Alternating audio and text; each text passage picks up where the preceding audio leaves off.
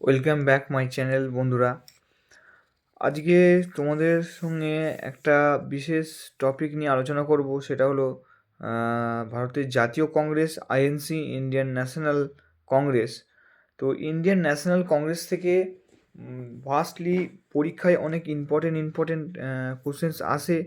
Mainly এর বড় topic তোমাদেরকে বলে রাখি, এর যে পুরো বিষয়টা, এটা থেকে বেশিরভাগ কোশ্চেন্স আছে ডাব্লিউবিসিএসে আসে। একটা পার্ট আছে হিস্ট্রির, সেই পার্টের থেকে প্রায় 25% শুধু পার্টিকুলারই এই জাতীয়তাবাদী আন্দোলনের সঙ্গে যুক্ত, এবং জাতীয় ন্যাশনাল কংগ্রেসের এই পার্ট থেকে প্রচুর পরিমাণে কোশ্চেন্স এখান থেকে আসে। একটা পার্টই থাকে প্রায় প্রায় এখান থেকে কোশ্চেন্স আসে। 25 মতো কোশ্চেন আলাদা করে ডিভাইড করা থাকে, এই ইনক্লুডিং আইএনসিকে নিয়ে। তো আমি সেই বিষয় সম্বন্ধে তোমাদেরকে আজকে বিশেষ কিছু কোশ্চেন করবো। 25 to 30 কিছু কোশ্চেন আছে, ইম্পর্টেন্ট কোশ্চেন। বিভিন্ন সেশনগুলো কোথায় হয়েছিল, কত সালে হয়েছিল, কে প্রেসিডেন্ট ছিল, ওই সময় কি মানে বিশেষ কি ঘটেছিল, এই বিষয়গুলো জাতীয় কংগ্রেস নিয়ে আলোচনা করব। আশা করব এই ভিডিও থেকে যে কোশ্চেনগুলো তোমরা পাবে সেগুলো তোমাদের আপকামিং পরীক্ষাতে এবং ইন্টারভিউ ক্ষেত্রে, সামনে ডব্লিউবিপির মাঠ চলছে এবং ডব্লিউবিপির আবার ইন্টারভিউ আসবে, তো তোমাদের সুবিধা হবে। তো দেরি না করে শুরু করছি আজকের প্রশ্নগুলোর মধ্যে। প্রথম প্রশ্ন হলো যে ভারতের জাতীয় কংগ্রেস কত সালে প্রতিষ্ঠা হয়েছিল? তার উত্তরটি হলো 1885। তাহলে 1885 সালে জাতীয় কংগ্রেস প্রতিষ্ঠা হয়েছিল।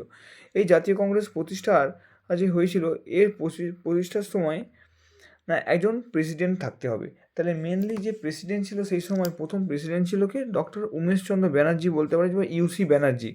আমরা ডব্লিউসি ব্যানার্জি বলে থাকি সাধারণত। যে উমেশচন্দ্র ব্যানার্জি ছিলেন ফার্স্ট প্রেসিডেন্ট 1885, ঠিক আছে। 1885-এ আমরা দেখতে পাবো যে উমেশচন্দ্র ব্যানার্জিকে, যে উনি হচ্ছেন যে প্রেসিডেন্ট অফ আইএনসি, ঠিক আছে।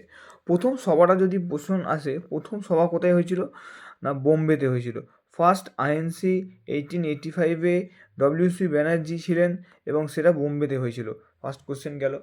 দ্বিতীয় কোশ্চেন ধরো এলো যে যেটা মেনলি বারবার পরীক্ষা এসে থাকে, আমি সেই কোশ্চেনটাকে আগেই বলছি, সেটা হলো যে বন্দে মাতরম গানটা কত সালে গাওয়া হয়েছিল? বন্দে মাতরম গানটা প্রথম কত সালে গাওয়া হয়েছিল এবং কোথায় গাওয়া হয়েছিল, সেটাতে কিন্তু বারবার প্রশ্ন আসে। তো সবসময় মনে রাখতে হবে 1896, 1896-এ গাওয়া হয়েছিল, যেটা বলা হচ্ছে কলকাতাতে, ঠিক আছে। কলকাতা সেশন ছিল। প্রথমবার বন্দে মাতরম গানটা গাওয়া হয়েছিল, সেটা হলো তোমার কলকাতা সেশন। আর প্রেসিডেন্ট ছিল সম্ভবত রহিমতুল্লাহ সাহানি। প্রেসিডেন্ট যিনি ছিলেন তিনি হলেন রহিমতুল্লাহ সাহানি। প্রথম বন্দে মাতরম গানটা গাওয়া হয়েছিল 1896। দ্বিতীয় কোশ্চেন ধরো এলো যে একটু ঘুরিয়ে যদি করলো কোশ্চেনটাকে, যে বঙ্গভঙ্গ কত সালে হয়েছিল?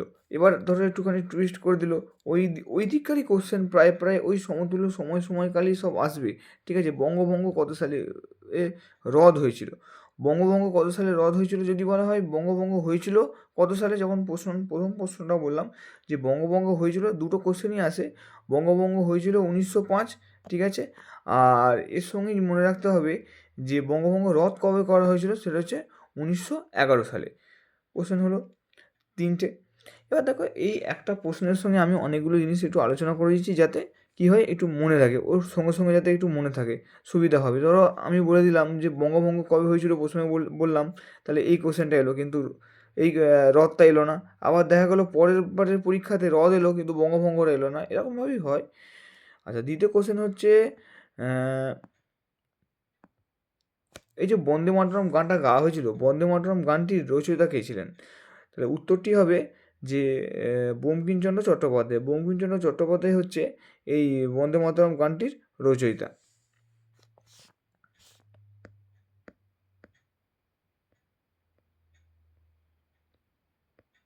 আচ্ছা, আর একটা কোশ্চেন এখানে আমি বলতে পারি, যেটা ভালো কোশ্চেন, যে দিয়ে থাকে, এর মধ্যে থেকে আশেপাশের কোশ্চেনগুলো আমি বলে রাখছি, যে ডক্ট্রিন অফ ল্যাবস এর প্রবর্তন করেন কে? এর উত্তর হবে Lord Dalhousie. Doctrine of labs হচ্ছে লর্ড ডালহৌসি।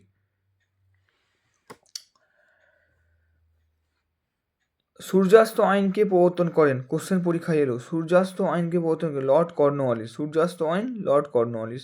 এরকম করে করে দিয়ে থাকে। ধরো আরেকটা কোশ্চেন ধরো এখানে করি, এটা আইএনসি থেকে নয়, কোশ্চেন করতে করতে বারবার চলে আসছে বলে আমি তোমাদেরকে জানাচ্ছি, যাতে সবই পরীক্ষা ইম্পর্টেন্ট।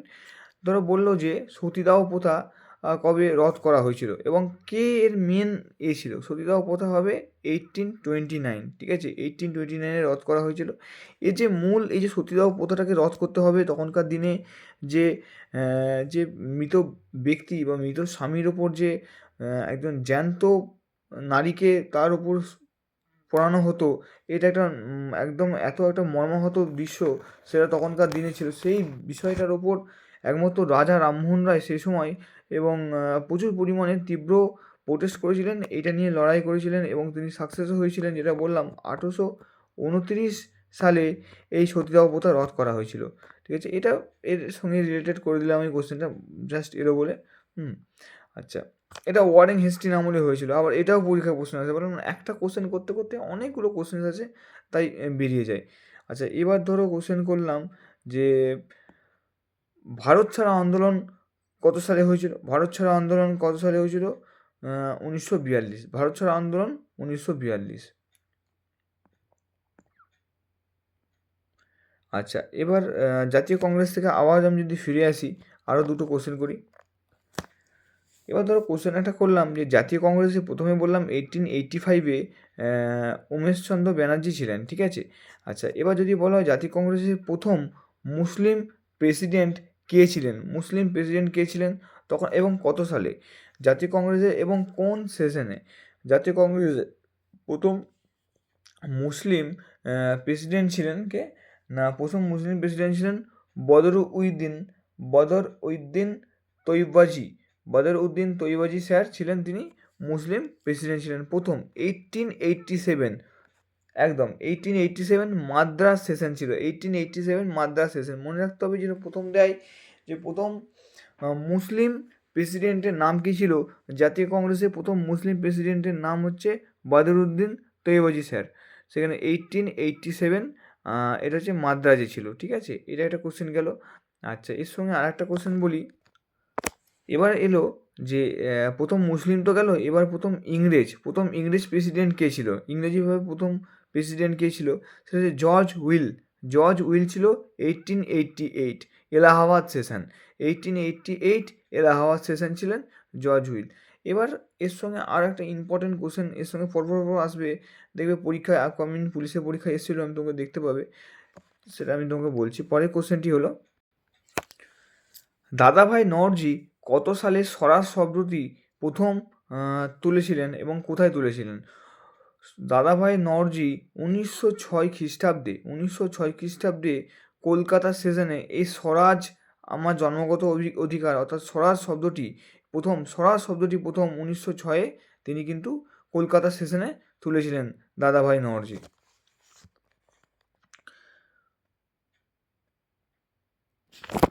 এবং এখানে আর একটা প্রশ্ন আমি বলি যেটা খুব ইম্পর্টেন্ট, সেটা হলো যে 1911 সালের সেশনটা। 1911 সালে যদি তুমি সেশনটা দেখো, যেখানে তোমার দেখছো প্রথমবারের মতো ওটাও ছিল কলকাতা সেশন, জনগণ মন অধি গাওয়া হয়েছিল। 1911 কলকাতা সেশনে জনগণ মন অধি গাওয়া হয়েছিল। প্রেসিডেন্ট কে ছিল? প্রেসিডেন্ট ছিল তোমার ভীষণ নারায়ণ ধর ছিল প্রেসিডেন্ট। 1911 কলকাতা সেশন জনগণ মন অধি গাওয়া হয়েছিল। এটা ভীষণ ইম্পর্টেন্ট কোশ্চেন, পরীক্ষায় বারবার এসছে, এটাকে বারবার দেখতে হবে। এই কোশ্চেন বারবার আসে এই পরীক্ষায় এগুলো। এবং আর একটা কোশ্চেন বলি তোমাদেরকে, যে নরমপন্থী এবং চরমপন্থী দল, যে কংগ্রেসের যে ভাঙন ধরে যে নরমপন্থী এবং চরমপন্থী দলের মধ্যে, সেটা কত সালে এসেছিল এবং কোন সেশনে এসেছিল? চরমপন্থী এবং নরমপন্থী দল 1960 সুরাট অধিবেশন। 1960 সুরাট অধিবেশন রাসবিহারী বসুর সময়ে হয়েছিল। মানে কি, রাসবিহারী বসু প্রেসিডেন্ট ছিল 1960 সুরাট, রাসবিহারী বসু প্রেসিডেন্ট। নরমপন্থী চরমপন্থী 1960 রাসবিহারী বসু, নরমপন্থী চরমপন্থী হলো। এই একটা কোশ্চেন পরীক্ষায় আসে, আমি অনলাইনের মধ্যে তুলে দিলাম, এটা তোমার থেকে বুঝে নিতে হবে। এবার আর একটা মোস্ট ইম্পর্টেন্ট কোশ্চেন হচ্ছে যে প্রথম মহিলা প্রেসিডেন্ট এন্ড আইএনসির কে ছিলেন, প্রথম মহিলা প্রেসিডেন্ট কে ছিলেন এবং কত সালে কোন সেশনে। হ্যাঁ, প্রথম মহিলা আইএনসি প্রেসিডেন্ট ছিলেন অ্যানি বেস্যান্ট। অ্যানি বেস্যান্ট ছিলেন 1917 সালে কলকাতা অধিবেশনে। কলকাতা অধিবেশনে প্রথম মহিলা প্রেসিডেন্ট ছিলেন এই অ্যানি বেস্যান্ট। সেমভাবে কোশ্চেন যদি বলা হয় যে যে সরোজিনী নাইডুকে নিয়ে কোশ্চেন করা হয়, তিনি হচ্ছে প্রথম ভারতীয় জাতীয় কংগ্রেসের মহিলা। যদি শুধু বলে যে প্রথম ভারতীয় যদি বলতো যে প্রথম জাতীয় কংগ্রেসের মহিলা প্রেসিডেন্ট ছিলেন অ্যানি বেস্যান্ট, আর যদি বলতো প্রথম ভারতীয় জাতীয় কংগ্রেসের মহিলা প্রেসিডেন্ট তখন হচ্ছে অ্যানি বেস্যান্ট। ঠিক আছে, এইটাও বারবার পরীক্ষায় আসে যে প্রথমটা যদি আমি বলি অ্যানি বেস্যান্ট বলি, আর দ্বিতীয়টা মধ্যে রাখতে হবে যখনই ভারতীয় বলবে তখন সেটা সরোজিনী নাইডু হয়ে যাবে। যদি এমনি ভারতীয় না বলে শুধু বলে যে তোমার আইএনসির মহিলা প্রেসিডেন্ট প্রথম কে ছিলেন, তখন হবে অ্যানি বেস্যান্ট। আর যদি বলে আইএনসির ভারতীয় মহিলা প্রেসিডেন্ট কে ছিল, তখন হবে সরোজিনী নাইডু। এবার বলতে পারে যে কত সালে ছিল, সেটা 1925 সাল। তাই সালটা 1925 মনে রাখতে হবে। আর সেশনটা হচ্ছে কানপুর সেশন, 1925 কানপুর সেশন। এই কানপুর সেশনের আগেই ঠিক একটা খুব ইম্পর্টেন্ট বিষয় কী বললাম, 1925 বললাম। 1925-এর আগে ঘটনা কী ঘটেছিল, গান্ধীজির বেলগাঁও সেশন 1924। গান্ধীজি প্রথম একটা সেশন করেছিল 1924 সালের বেলগাঁও সেশন, যেখানে মহাত্মা গান্ধী প্রথম এবং শেষবারের মতো প্রেসিডেন্ট হয়। বারবার পরীক্ষায় এসেছে, বিসিএসে তো এসেইছে, WBSIতে এসেছিল, ফায়ার ব্রিগেড অপারেটরও একবার পরীক্ষায় কোশ্চেন এসেছিল যে কোন সেশনে গান্ধীজি প্রথমবারের মতো এবং শেষবারের মতো প্রেসিডেন্ট হন। বেলগাঁও সেশন, সাল দেয়নি, শুধু সেশনটা কোথায় হয়েছিল জানতে চেয়েছিল, বেলগাঁও সেশন, স্থান চেয়েছিল, তখন বেলগাঁও মনে রাখতে হবে। আর এই কোশ্চেনটা এই জন্য এতটা ইম্পর্টেন্ট বললাম, একদম পরপর 24 আর 25 পরপর দুটোই খুব ইম্পর্টেন্ট। 24-এ বেলগাঁও সেশন হয়েছিল, গান্ধীজি প্রথমবারের জন্য শেষবারের জন্য প্রেসিডেন্ট হয়েছিলেন। তারপরেই 1925 সালে প্রথম ভারতীয় মহিলা প্রেসিডেন্ট ছিলেন সরোজিনী নাইডু। ওনাকে নিয়ে একটা কোশ্চেন থাকে, ভারতের কোকিলা কাকে বলা হয়, সরোজিনী নাইডুকেও বলা হয়। আর একটা কোশ্চেন বলি, আর একটা মোস্ট ইম্পর্টেন্ট কোশ্চেন, সেটা হচ্ছে যে ভারতের কনিষ্ঠতম আইএনসির প্রেসিডেন্ট যদি বলা হচ্ছে কনিষ্ঠতম আইএনসির প্রেসিডেন্ট, সেটা হচ্ছে আবুল কালাম আজাদ। দিল্লি সেশন ছিল, এটাও ছিল 1923 সালের সেপ্টেম্বর মাসে। দিল্লি সেশন 1923 সেপ্টেম্বর দিল্লি অধিবেশন। আবুল কালাম আজাদ কনিষ্ঠতম প্রেসিডেন্ট ছিলেন। কনিষ্ঠতম বলতে গেলে যদি বলা হয় যে সব থেকে কম বয়সে যিনি প্রেসিডেন্ট হয়েছিলেন, সেটা হচ্ছে 1923 সেপ্টেম্বর। বারবার বলছি 23 সেপ্টেম্বর, কিন্তু মনে রাখতে হবে, পরীক্ষায় এটাও এসছে, দেখ ওই জন্য এটাকে সালটাকে মেনশন করেছে, ডেটটাকে একদম।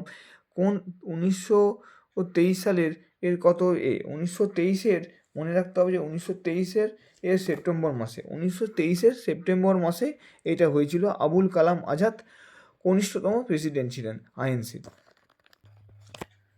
তারপরে কোশ্চেনটি হলো যে পূর্ণ স্বরাজের দাবি কবে করা হয়েছিল, অর্থাৎ পূর্ণ স্বরাজ গৃহীত হয়েছিল ও কততে বা কোন সেশনে হয়েছিল এবং কে প্রেসিডেন্ট ছিলেন। পূর্ণ স্বরাজ প্রথমে মনে রাখতে হবে যে 1929 জওহরলাল নেহরু লাহোর অধিবেশন, 1929 লাহোর অধিবেশন জওহরলাল নেহরু পূর্ণ স্বরাজের দাবি গৃহীত হয়েছিল 26শে জানুয়ারি 1930। এই 1930 সালটাকেই কী করা হয়, ভারতের প্রথম স্বাধীনতা দিবস হিসেবে পালন করা হয়, যেটাকে আমরা পরবর্তীকালে 26শে জানুয়ারি হিসাবে, যেটাকে প্রজাতন্ত্র দিবস হিসেবে আমরা পালন করছি বর্তমানে, সেই ওই 26শে জানুয়ারি 1930 সালটাকেই ভারতের প্রথম স্বাধীনতা দিবস হিসেবে পালন করা হয়। তাহলে পূর্ণ স্বরাজ 1929, লাহোর সেশন জওহরলাল নেহরু।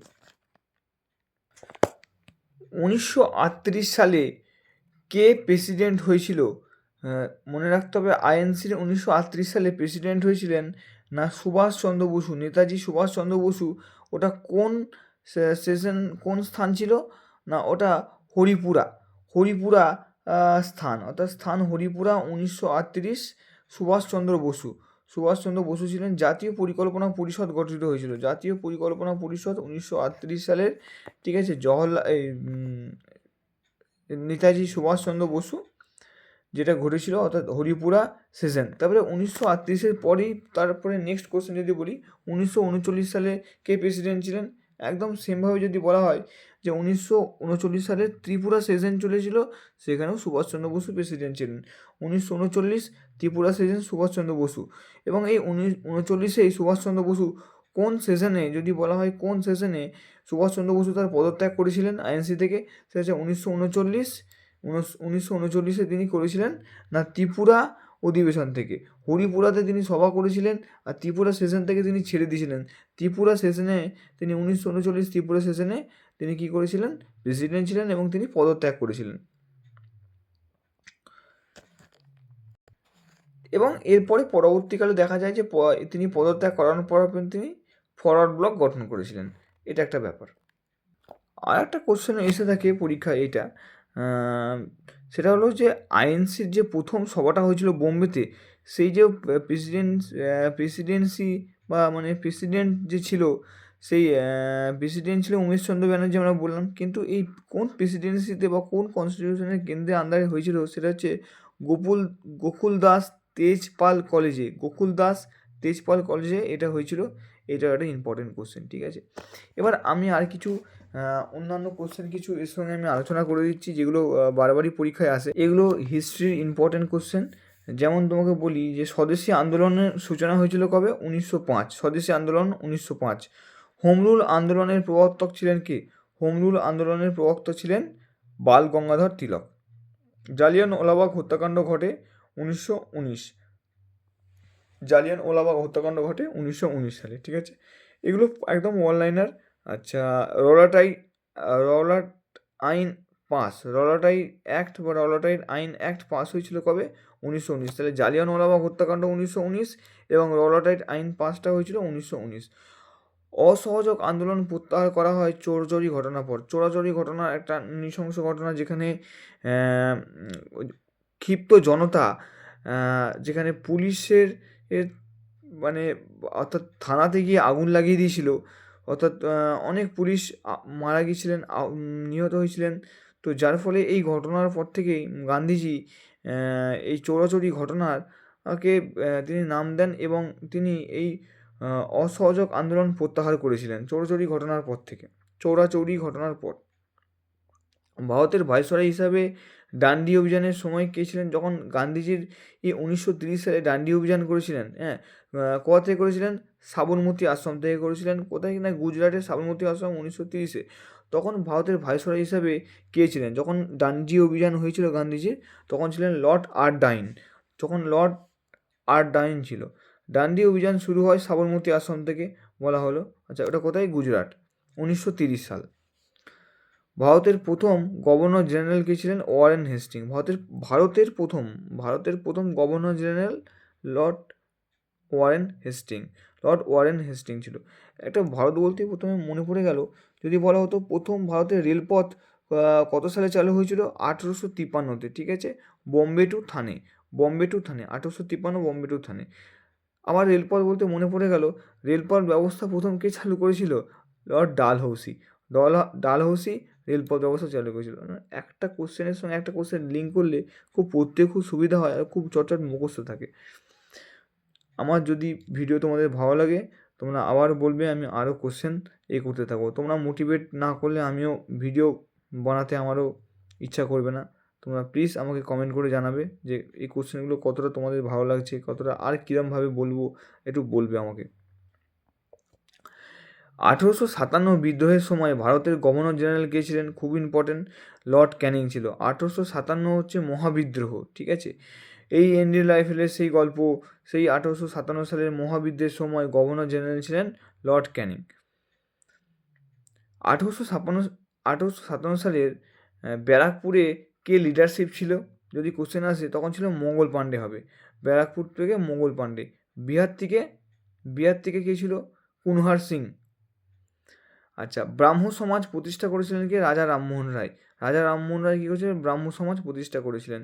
ইয়ং বেঙ্গল আন্দোলনের নেতা ছিলেন Henry Vivian Derozio. Young Bengal আন্দোলনের নেতা ছিলেন হেনরি ডিরোজিও। এই কোশ্চেনটা আমি যদি ভুল না হই কলকাতা পুলিশের কনস্টেবলের পরীক্ষায় এসেছিল। 2023 সালে কলকাতা পুলিশের পরীক্ষা হয়েছিল। কলকাতা পুলিশের পরীক্ষার একদম ফার্স্ট কোশ্চেন ছিল একটা একটা এটা এবার বুকলেটের যেমন যার পড়বে, কিন্তু একটা বুকলেটের প্রথমেই ছিল যে ইয়ং বেঙ্গল আন্দোলনের নেতা ছিলেন কে? Henry Vivian Derozio. ভারত ছাড়ো আন্দোলন, আগের বারই কোশ্চেনটা একটু আগে বললাম যে 1942 গান্ধীজি। ডু অর ডাই স্লোগানটা কে দিয়েছিল? গান্ধীজি দিয়েছিল। Do or die Mahatma Gandhi. Azad Hind Fauj প্রতিষ্ঠা করেছিলেন সুভাষচন্দ্র বসু। আজাদ হিন্দ ফৌজ সুভাষচন্দ্র বসু।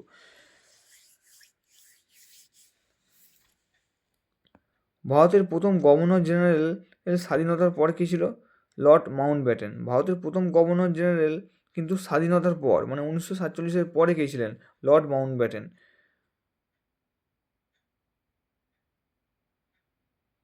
তাহলে প্রথম যখন বললাম যে ভারতের প্রথম গভর্নর জেনারেল, তখন লর্ড ওয়ারেন হেস্টিং হলো। কিন্তু এইটা মনে রাখতে হবে যে ভারতের প্রথম গভর্নর জেনারেল স্বাধীনতার পরে সেটা হচ্ছে লর্ড মাউন্টব্যাটেন। ভারতের প্রথম রাষ্ট্রপতি ডক্টর রাজেন্দ্র প্রসাদ। সংবিধান কার্যকর হয়েছিল কত সালে? কোশ্চেনটা বারবার পরীক্ষায় এসছে, কনস্টেবলটা অনেকবারই এসছে এবং এসআইতেও এসছে যে ভারতের প্রথম ভারতের প্রথম সংবিধান কার্যকরী করা হয় কবে? 26শে জানুয়ারি 1950। 26শে জানুয়ারি 1950 ভারতের সংবিধান কার্যকরী হয়েছিল। ভারতের সংবিধান সভার সভাপতি কে ছিলেন? ডক্টর রাজেন্দ্র প্রসাদ। ভারতের সংবিধান সভার সভাপতি কে ছিলেন? ডক্টর রাজেন্দ্র প্রসাদ। তাহলে এই ইম্পর্ট্যান্ট কোশ্চেনগুলো আমি তোমাদের সঙ্গে করলাম। তোমাদের যদি আমার ভিডিওটা ভালো লাগে লাইক করবে, শেয়ার করবে এবং আমারগুলো ভিডিওটার কোশ্চেনগুলো কেমন লাগলো তুমি আমাকে জানাবে। চলো আজকের মতো টাটা, আবার নেক্সট ভিডিওতে দেখা হবে।